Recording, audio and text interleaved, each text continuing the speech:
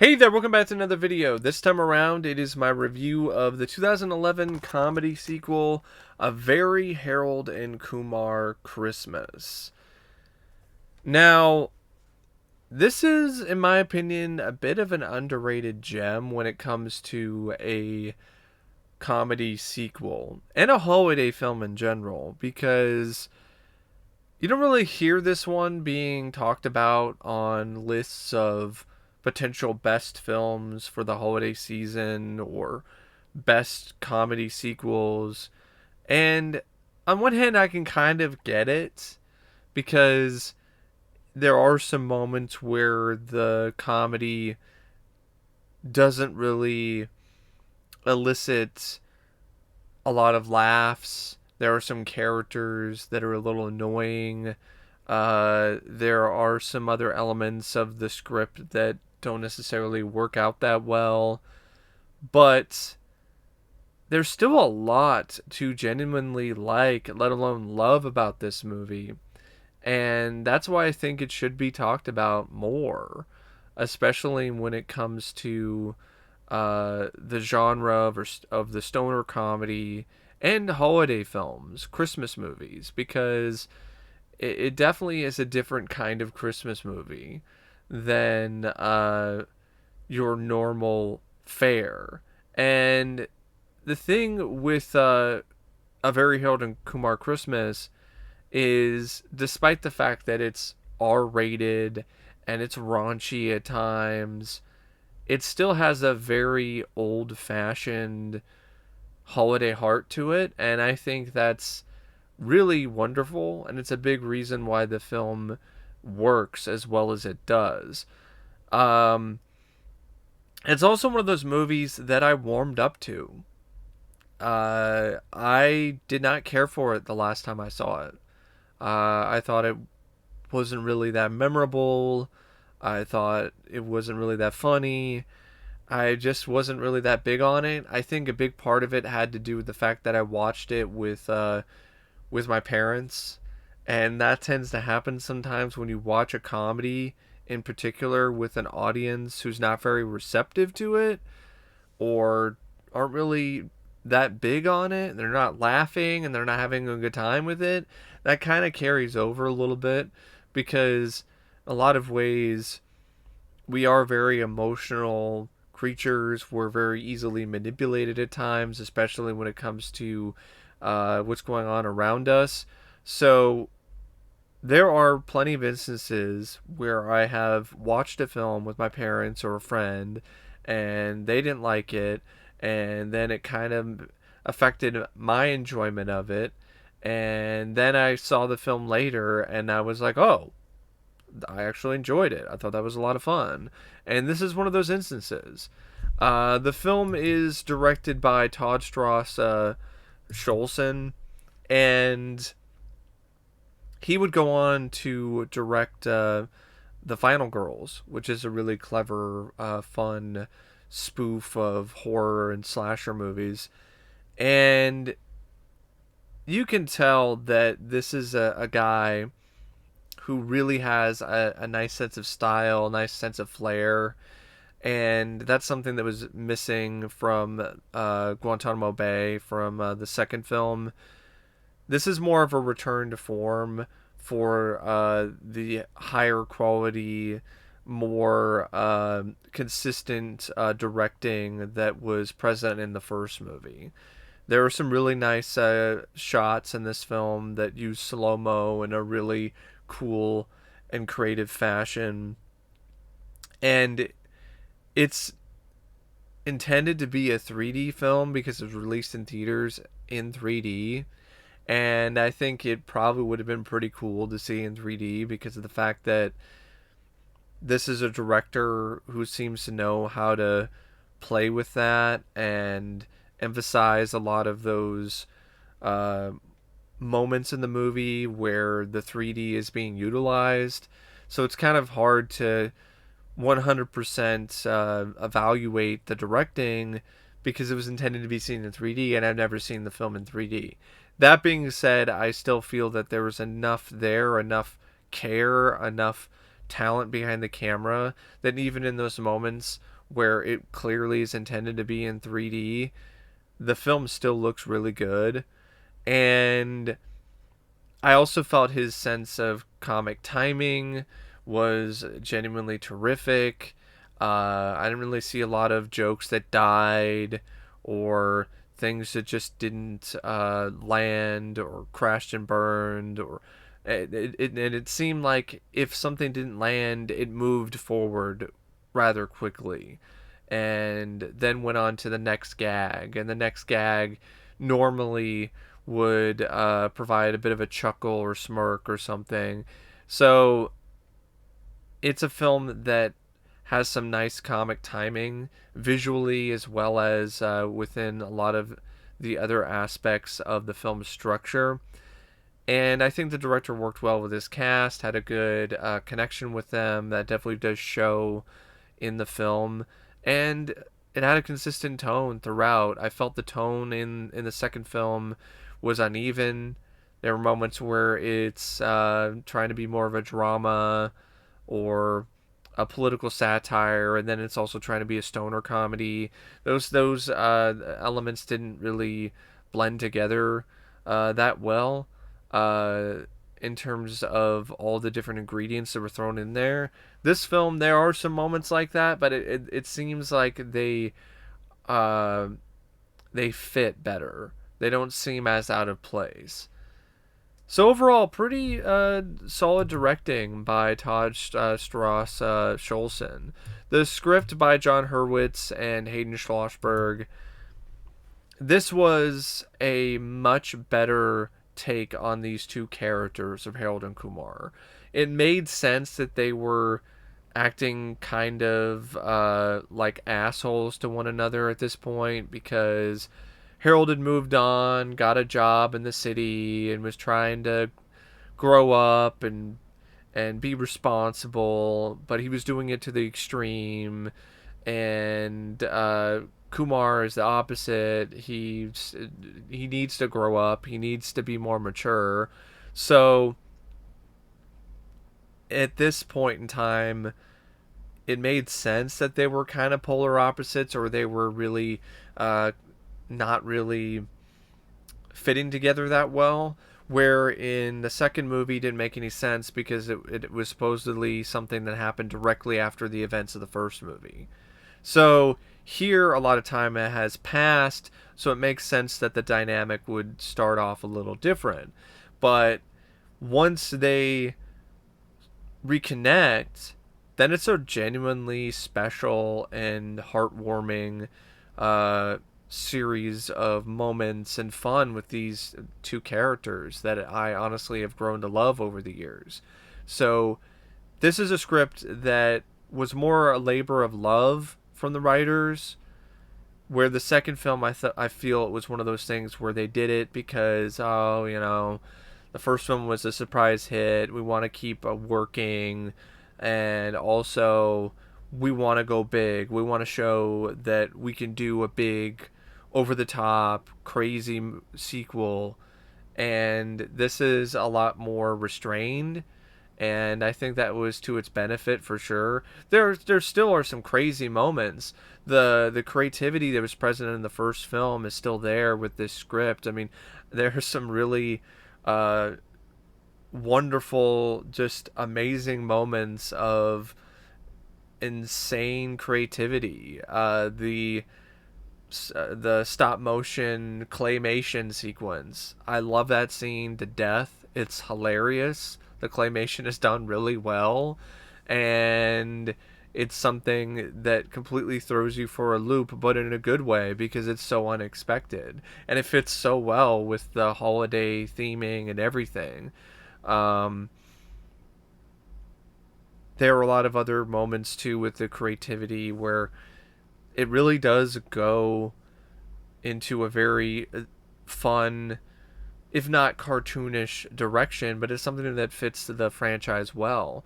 The scene with Santa Claus and how Santa gets shot in the face, and then Kumar is doing emergency surgery on him, or the twist on A Christmas Story where it's Harold's dick that's stuck to the pole. So there are some really fun creative moments in this, and some fun moments of whimsy, like the waffle bot. I love the waffle bot. The waffle bot is awesome. The waffle bot is cool. Uh, I want a waffle bot. Seems like it would be pretty awesome to have waffles whenever you want. I don't hate pancakes, so I'm not one of those where like they serve pancakes in hell. But I am more of a waffle guy. I grew up eating Belgian waffles from Costco. In fact, I'm kind of craving a Belgian waffle right now. I haven't had one in ages. But yeah, the waffle bot, that's another creative, fun bit in the film. It's definitely something that's very absurd, but it works rather well. But the script does have some problems. I don't like Kumar's friend at all. The replacement for John Cho for Harold.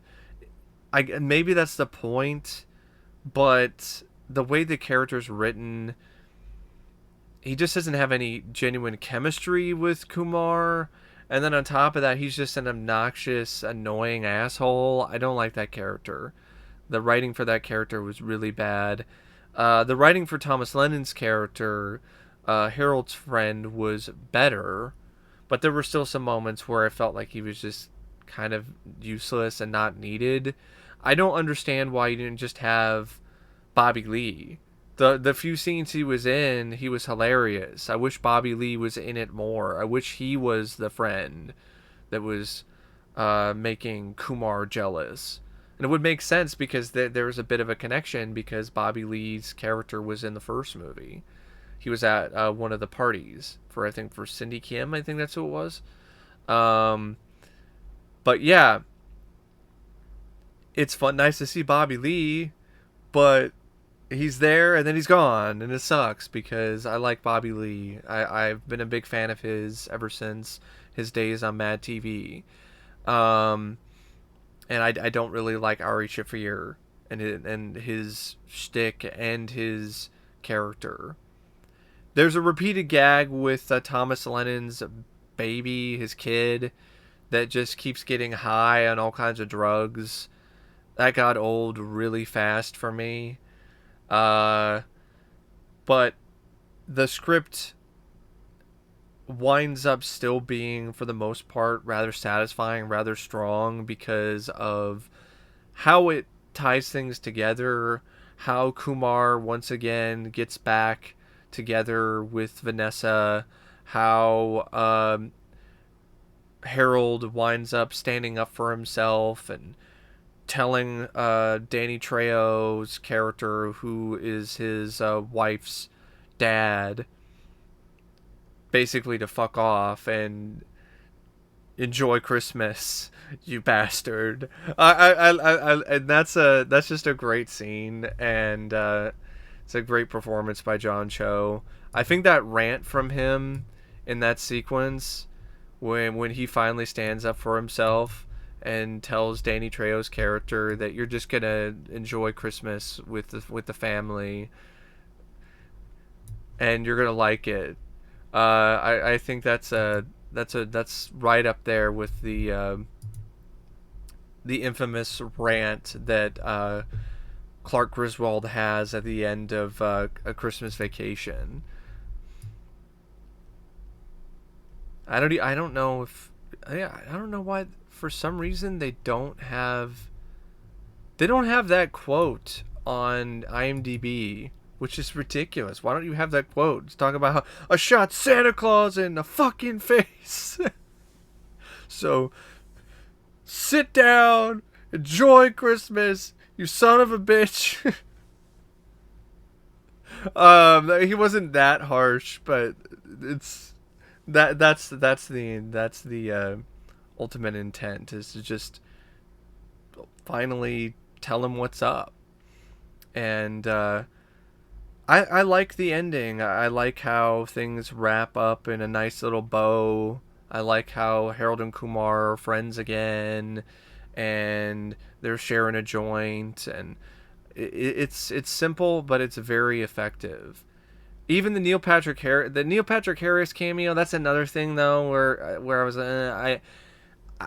I honestly would have been fine if they tried to do something different, where you had a different celebrity who was playing against type. Because at this point, the shtick was just really ancient for me, and I thought the writing was really lame with this whole bit about how I'm not really gay. I know it's just I didn't really care for the Neil Patrick Harris bits in this. Uh, the dance number, it was there, but the whole stuff with him still wanting drugs and still wanting women, and it was just the being gay thing was all set up and a trick so we can get more poontang. Like I just that just really didn't work for me. And there were a couple other bits of humor where you're kind of like, okay, that's a little bit too juvenile, a little bit too crass for my tastes. The only reason why I didn't mind the dick on the pole thing is because it was a take on A Christmas Story, and because John Cho just sold it so well. Oh, it's like that scene in A Christmas Story. It's like, help! My dick is stuck to a pole. But yeah. Speaking of John Cho, might as well mention the cast. It's a really solid, great cast.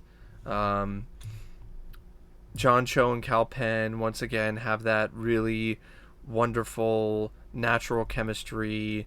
You love seeing those two together and interacting with everything that's going on and the craziness and dealing with the Russian mob boss and playing beer pong. Neil Patrick Harris, he did he did the job that he was asked to do, and he did it fairly well. So it's not like he did a bad job acting wise. It's just the writing for that fictionalized version of himself at this point was just an old hat for me. Danny Trejo, honestly, this is one of my favorite performances from him as Maria's father, who's just obsessed with Christmas to the point where it's honestly scary. Danneel Harris, once again, is very cute, very charming, very fun, and has, once again, really nice chemistry with Cal Penn. Elias Koteas, was fun to see him as the mob boss Sergei Katsov. Paula Garcés is hot, just absolutely drop dead gorgeous as Maria. Her and John Cho are a great pair. Thomas Lennon, he has his moments. I like the bit where he's so uptight he can't swear, so he's talking. When he gets really upset, he's censoring himself. Like, you D-wad, you F you D-wad. Patton Oswalt played the mall Santa, whatever. Eddie, just really, it was just such a short, brief sequence. It's like, I don't really have anything to say about Patton Oswalt. Eddie K. Thomas and David Krumholtz, they were back again as their characters in the first two films. It was fun to see them again, but then once again tried to lean hard into the Jewish stereotype thing, and I know that's the point, but I don't know, I kind of would have liked to have seen them just doing something else. They tried to switch it up by having one of them convert out of Judaism and be Christian, so that was a little different. Amir Blumenfeld, who before he was known as Amir Shafir, now his last name is Blumenfeld, hated that character. Didn't like that character. He was grating. The performance wasn't really that great either. I've never liked that actor. I've never cared for him. Richard Reel, he played a good Santa Claus. Definitely was jolly enough. Bobby Lee, he was great in the 2 scenes he was in. Jake Johnson, he played a pretty cool Jesus Christ, who was he's the reason why Neil Patrick Harris survived at the end of the second movie, because Neil Patrick Harris was getting too much poontang in heaven, and he was like, nope, I'm not gonna have any for me, so get your ass back down to earth.